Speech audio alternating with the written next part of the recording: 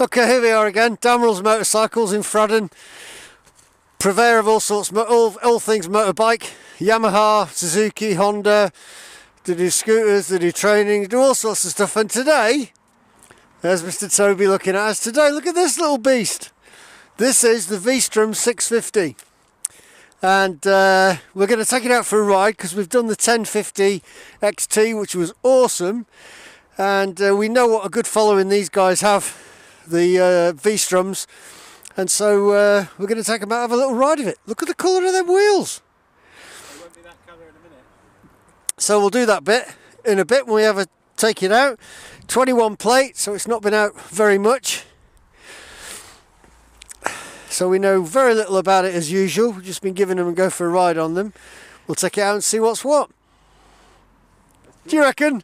Let's do it. Let's do it! So, as I said, 650. I remember these when they first came out. Absolutely gorgeous bikes. They used to have a massive big tank on them where it appeared like they had a huge tank.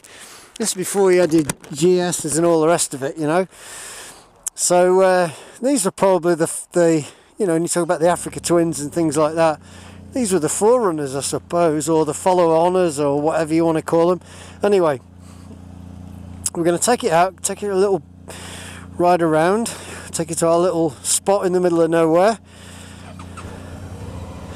and see what it rides like. A bit wet today, in fact it's a bit horrible. It's not a bit wet. Okay, so I'm really pleased with this because I got a bit of an achy back actually, and this is quite a small bike compared to other bikes. It's really light. I think it weighs about, I don't know, I don't want to say now, but I think it's about 200 and something kilos. It's quite light for this type of bike. This is the XT model, which comes with all sorts of bits and pieces fitted to it. So how does it initially sound? Well, it initially sounds really nice. Typical smooth V-Strom engine in it.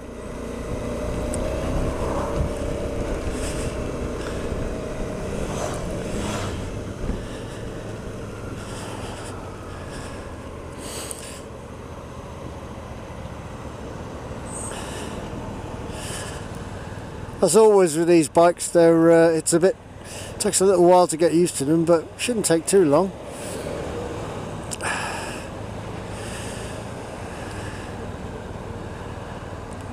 Try and plan it so Mr. T can get out behind us. Here we go. Okay, first thing that you notice about getting on this bike is how different in size it is to the 1050 XT. It's a bit lower, a bit smaller. And the other thing you instantly notice about are these massive wing mirrors. I call them wing mirrors, people laugh at that, but that's what they are. They're on the wings, aren't they? The wings of your bike. But they're huge. And they give you a really good view behind, which is what it's all about, isn't it?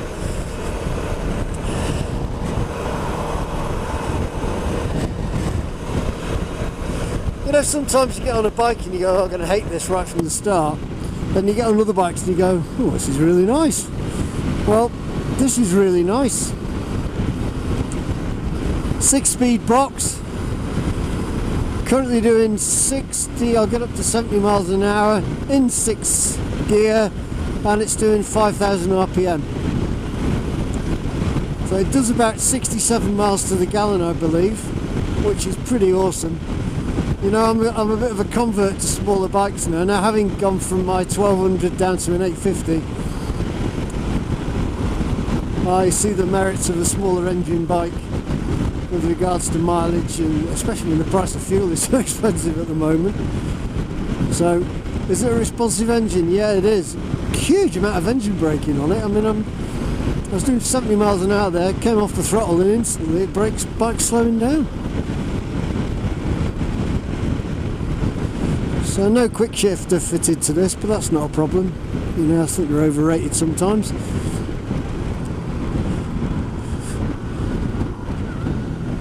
Down through the gears, wet, lovely wet road, grr. And where we're going is going to be even more wet, it's going to be muddy and horrible.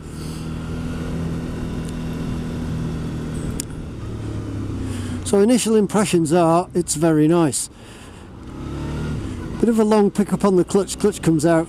Maybe it's just the way it's been set up to for the start of the first ride of the bike, I suppose. I don't even know if it's had its first service.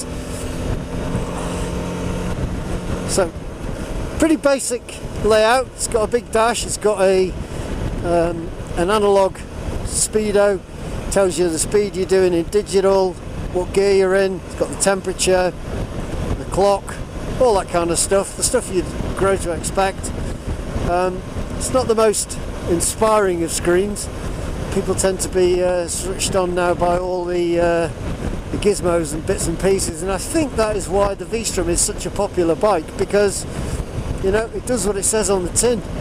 You know, it's got no airs and graces. It is a very good bike, and you can do anything to them. They have such a massive following. The kit you can put on them is exceptional, and it's got a lovely engine. This 650 engine is such a sweet engine. It's in a few other bikes as well that Suzuki do. You know, and it's just poodling along. There's no effort. So here we are, nice slippy wet road, and it's feeling very planted. I'm not sure what the tyres are. We'll have a look at the tyres when we stop. But my initial impression is this is a nice bike, and you know, you can tour on this bike definitely. So we have to sort of think what this bike would be used for. Well, commuting definitely.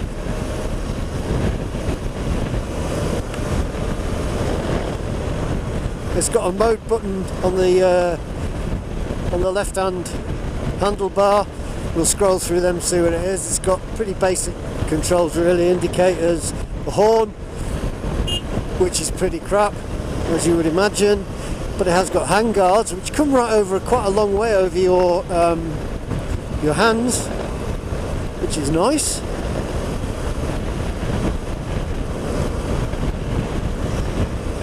On the other side you've got the cut-off switch, you've got hazard lights, and you've got the start button. So that's pretty basic. So it's not it's a cable clutch. And that, when I said it was quite, the clutch has to come out quite a long way before it engages first gear. That might be something to do with the way the bike has initially been set up. Now the throttle is a little bit wavy. Oop. That's quite a difficult junction actually. It's one of those junctions where you have to look back over your shoulder. It's quite hard.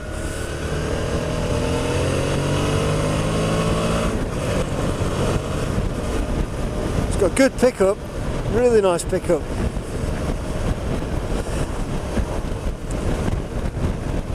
So I noticed when I first got on the bike you can put your feet down either side of the both at the same time on either side of the bike obviously, and I am about 1.8 meters tall, so if I can do it 1.8 you can definitely do it a bit shorter, and if you're going to use 1 foot, even shorter still. So is this bike suited for most people? I would say yes.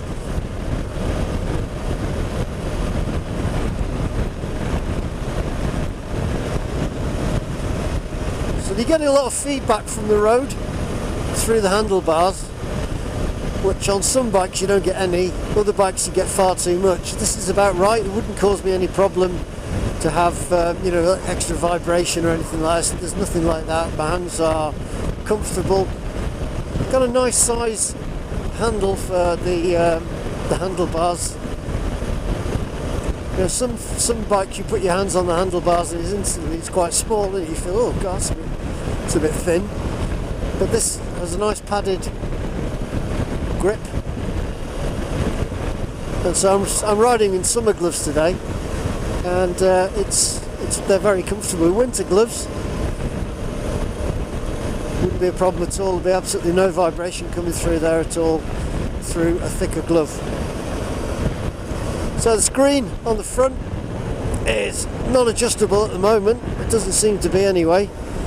It's quite a small screen, which I don't mind. I know some people like to have a huge screen and they complain about buffeting, but you know, I was doing 70 miles an hour there. I have a peaked helmet on, and there was no buffeting that I was aware of from the screen, so it's actually directing it straight over the top. So I would say that's a really good screen. Now as for weather protection, it's quite a narrow tank. If you imagine how a GS or a, KTM's tank looks like, they're quite flared, but it's only a 650, so it's probably only got about a 16-18 litre tank, something like that. You're not going to get that much of a flare out from the protection from the actual tank itself, but it's adequate. It's adequate. Bit of a gap in here, which I thought would cause a bit of windage to come up, if you want, while we're riding along, but I'm not aware of anything like that, so there's no buffeting. I just realised there, I was coming through there, it's 30 mile an hour limit, I was in 4th gear, and it isn't a problem for this bike at all. There's no chugging, it's not struggling, it's just cruising along doing what it does. Again, these mirrors are massive. You've got such a good view out the back with them. Now these tyres, the bikes has tyres fitted that are road-based tyres, but I currently have a guy that I've been taking through his ROSPA training, and he's got proper massive off-road tyres on his bike. And I think he went up to the ABR Adventure Bike Rider weekend in the summer. It's the summer of 2021 we're talking about. Did some off-roading on it. He said it was awesome because it's a nice light bike. I mean, you can take this green lane in without any problem at all. When we get off, we'll show you how easy it is to manoeuvre, and on the pushing it around. It's very, very simple bike. Suspension's a bit hard on off this country lane we're on. There's no vibration, but you go across a couple of bumps you see in the road and you go, oh, that'll be fine, and it catches you a little bit. Oh, that was a bit had to deck that wide then, because there was that bend wide then, because there was a mud flap line in the middle of it. So some of these bumps are a little bit hard when you come across them, but that's not a problem really. It's it is what it is. I think when we look at bikes, particularly when you're reviewing so many different types of bikes, you have impressions of what the bike will be capable of and what it's going to do, and I think sometimes we set our expectations a little bit too high. So I stopped at that junction there. One thing I did notice was my calves were just catching on the foot pegs a little bit, as both feet were on the ground, but my feet weren't flat on the ground. I had my toes bent, so I had my toes on, not my tippy toes, my toes on the ground, very stable. It is quite windy today, but I'm not getting any wind buffeting or anything like that. Oh, they'll be hating me when we get back, because this road is horrible, full of mud and leaves. We're going back to our little spot we like to use for doing bikes, reasonably quiet. The engine braking is tremendous on this, I've got to say. I'm quite impressed with this. So twin cylinder, 650, cracking little bike. Game face. Game face on. Look at that. Look at this. This is a Suzuki V-Strom 650. Is that it? We're done? Yeah, that's the end. Cool. We did the 1050 XT. Is it an XT? It is an XT in the gorgeous orange and white colour. This comes in, I think, as a white and a goldish thing, but this is with their demonstrator from Damerells at the moment, and it's a really nice bike. I've ridden it for quite a while now, actually. I say quite a while. I've ridden it for a while, and I actually liked it. What are you laughing at me for? So this bike, let's talk about it, because that's what we're looking at. It weighs 213 kilos. Some people go, that's a heavy bike. Well, it actually isn't. When it's riding along, It is like the lightest of light bikes. It's really nice. I think the tank must be about 16 litres. We didn't get that information off him because it's all online. We've got some bits written down here and I shall have to go through them as I'm reading it. So it's about 70 brake horsepower, 71 brake horsepower, something like that. It does 67.26, very accurate, miles to the gallon, which is pretty good. It's averaging, I checked the before as we were riding along now, and it actually is averaging 58, 59 miles to the gallon. So that's pretty good. 52 kilowatts at 8,800 PS. I have no idea what that is. And a torque of 82 newton meters at 6,300.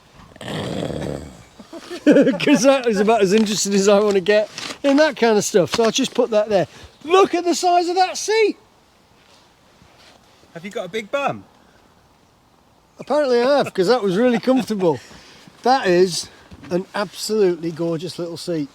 I've taken it off, looked inside. It's a single seat, so you know the whole thing is as it is. But if you're a pillion, we go back to my fantastic. We're doing the finger test. We're doing the finger test, okay? So that spread there is 9.5 inches. So we're looking at, whoa, should we say 10 inches, 10.5 inches? We won't go talk about size.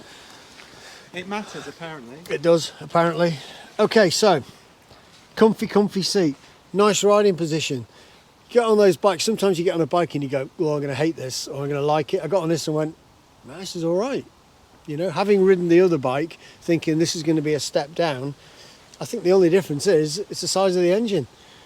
Obviously, it's a little smaller than the original bike, but the 1050. But the attributes are the same. It's a really smooth bike. I did mention the suspension as I was riding along, because the suspension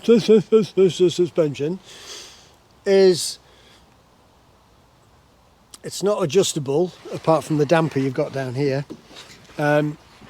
So there was a couple of bumps that were like minuscule bumps in the road, so they went doof, came right through your arms. I was a bit shocked by that, but there's no vibration. What, you were shocked by it, or the bike was shocked by it? Oh, here we go. Don't give up your day job.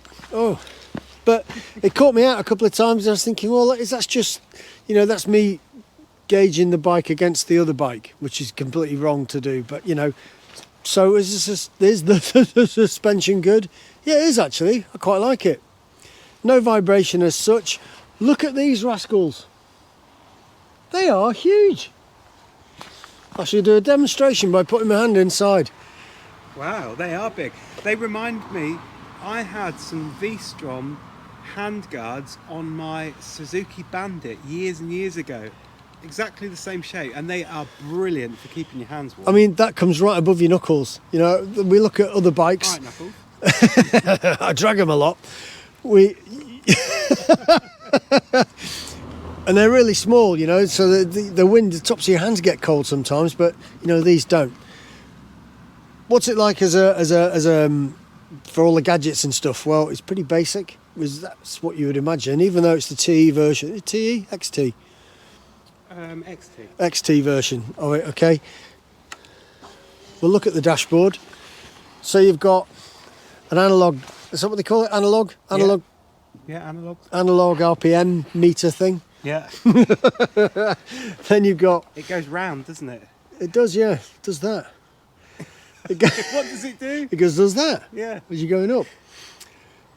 I'd say about the sweet spot in your engine, everybody talks about redlining engines, all right? And we all know what the redlining engine is. You know, Valentino Rossi rides at the red line. Most people are riding around about here. And so when we were doing 70 miles an hour, it was doing 5,000 RPM, and that was very comfortable. It's got a gear indicator. It's got the speed. Down here you've got temperature and the time. You've got your miles per gallon, and there's obviously a range. Now, if you look over here, I've got this little clump here. It's very basic. It's a mode switch, and all it's doing is changing your trip meters on the dashboard. And if you click down, it changes tells you the range of the tank, how many miles it's done. It's odometer, I think, and that's it. So it's a bit basic, but you've got a fuel gauge down the bottom. You've got a temperature gauge. What else do you need? What else do you need if you're not, you know, you don't need it. We really don't need it. Has it got cruise control? Hasn't got cruise control. It's got indicators there. They come in quite handy. They are. Yeah. They are. Yeah. Obviously BMW, take note. Stop having your self-cancelling ones on because they're driving me mad. Last about 11 seconds unless you hold it. Drives me mad. Yeah. Anyway, so it's got to pass the flash, the headlight flash, and to put your main beams on, you just click it forward. Old school. Yeah. Old school. And really nice click from them as well. Yeah. It's all about the click, is it? It's all about the click. The smell and the click now. Smell and the click, yeah. Oh, God. Okay, other deities are available. Are we doing a sniff test? Other deities are available. Sort of passes. There you go. And a horn. It's not quite up to GoPro standards. Okay. Shall I use the horn? Yeah. There you go. Horn done. Well, actually, that's quite loud. Yeah, you can't hear it when you're riding along though, because I pressed it when I was driving along and you cannot hear it. Wow. On the other side here, you've got the kill switch, a hazard switch, hazard indicators, and the start button. That's it. Basic. Oh, look at these bad boys though. We're not talking about them yet. I'm finished okay. talking about this. Cable clutch. Yeah.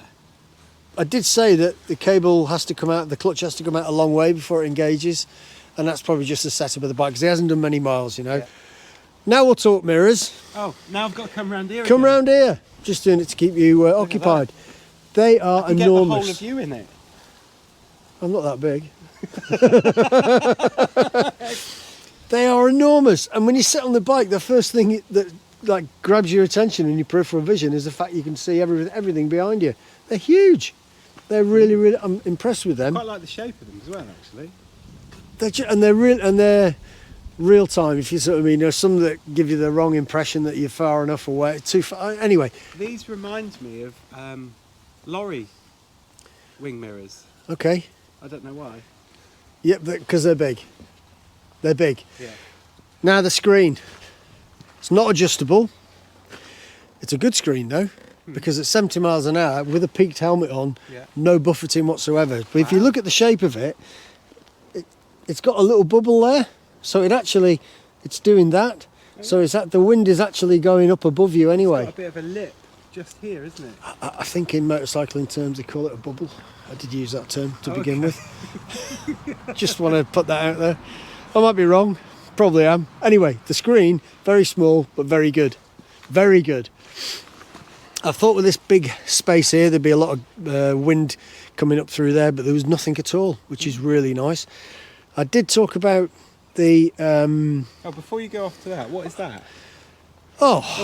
That is that.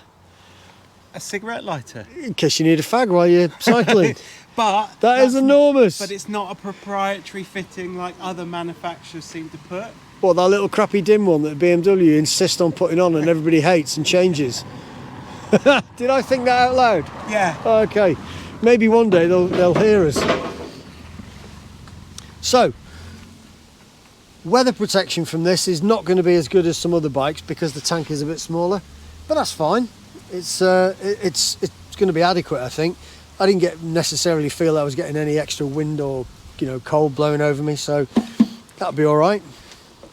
Key tank. And it is a key ignition. And it's a very strange looking key though, isn't it? Look at that. Look. Oh, how really weird. Yeah. It's probably got the transponder and stuff in it, isn't it? All right. You're not swearing at me there, are you? So, moving back, huge grips for pillions to hang on to, and obviously I'm using this here. I'm assuming that this is where your luggage would be fitted. Yeah. One thing I did notice is it's got a LED brake light, but everything else is old school bulbs. Yeah, and it's really weird because when I was following, it's surprising on these indicators here how not as bright as LEDs they are. Well, LED brake lights are 30% lighter than a normal brake light. That's why they all put them. There you go, there's a little fact. Every day's a school day, mate. Every day's a school day. So what you're saying there is quite a valid point. I did see... Yes! I said something valid! Yeah, all right, that's enough. I did read something the other day on an article I was reading that somebody written in to a magazine and complained that why don't bikes have fog lights? Because we ride in fog and bad conditions. And the answer that was given was pretty garbage because it might block the brake light. It might be brighter than the brake light. Yeah. And I was thinking, on your GSA there, you've got your indicators are red lights all the time. Why can't they be adjusted? Must only be a small thing. I'm obviously not a technician, clearly. But you know, fog lights. Why haven't we got them on motorbikes? Talk about the engine. It's a 90-degree V-twin, front and aft, forward and aft, which you can see brilliantly described there. And what I like about it is they've not hidden it. No. You can actually see it, and it looks quite special in there, actually. It's very nice. It's got a radiator on the front. See that? Big radiator. And it's high enough up that you're not going to get that stuff picked up. I was going to say that the mudguard on the front fender comes down low enough so it's not flicking it up. And it's got a little cover there. It's a bit tacky, but you know, that's only plastic. So, chain. This, I mentioned the tyres because this has got Bridgestone Battle Axe A40s. And you've got the A41s on your GSA. Yeah. I've had the A41s on my 850. They've not been scrubbed in, definitely. You can see they haven't been scrubbed in. But they work all right, they're adequate. Good little tread pattern on them. Don't know how long they'd last, but nice little set of tyres on them. Chains, look at the blue wheels. Yeah. Oh, you don't like them? I'm not sure what to make of them, to be honest. But they do... Well, they got the same V-Strom thing. Well. They got the same V-Strom thing where you can use tubeless tyres inside because the spokes are fitted to that little ridge there. Yeah. So that's... But I can't see where it is on the back tyre, but on the front... Where it is? What is it you're talking about? The little cap that you use to fill it up. It's there. So I mean, that's going to be really the tyre quite filler cap. Yeah, to get into. And it's the same on the back. I can't even see it on the back. Oh, there it is, right at the top. Oh, yeah. Right at the top. You're right. Taking it into a garage with one of those bloody horrible things. Yeah. I swore then, didn't I? Sorry about that. One of those horrible things, it won't fit. It has a side stand, but it doesn't have a centre stand.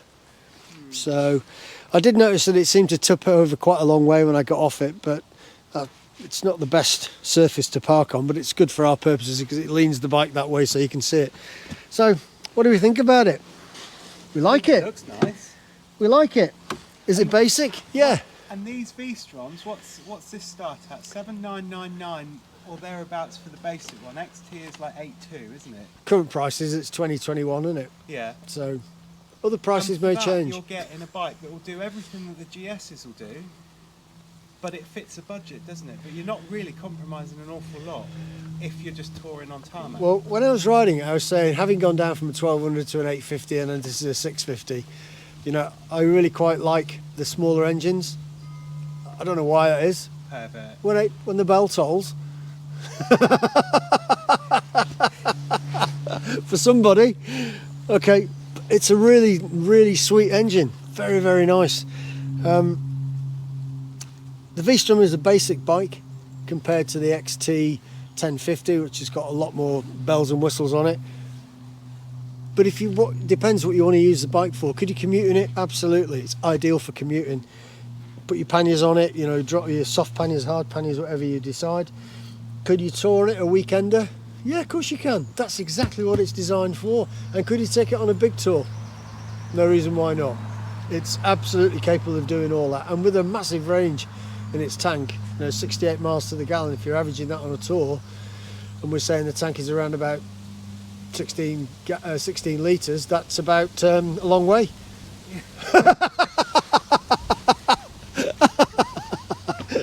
According to my maths, long enough to get your backside tired before you want to get off and get a coffee. Yeah. So, happy with this. Very nice. Like the bike, like the video, make your comments, and we'll see you in the next video. Toby will put all that gumph up down here, I think it is. There'll be a subscribe button up here, there'll be an alarm and a bell and all sorts of bells and whistles, and usually a link somewhere in the thing to buying RiderCamTV merch, which is selling really well. It is Christmas, people like it. Yeah, get your presents in now. Yeah.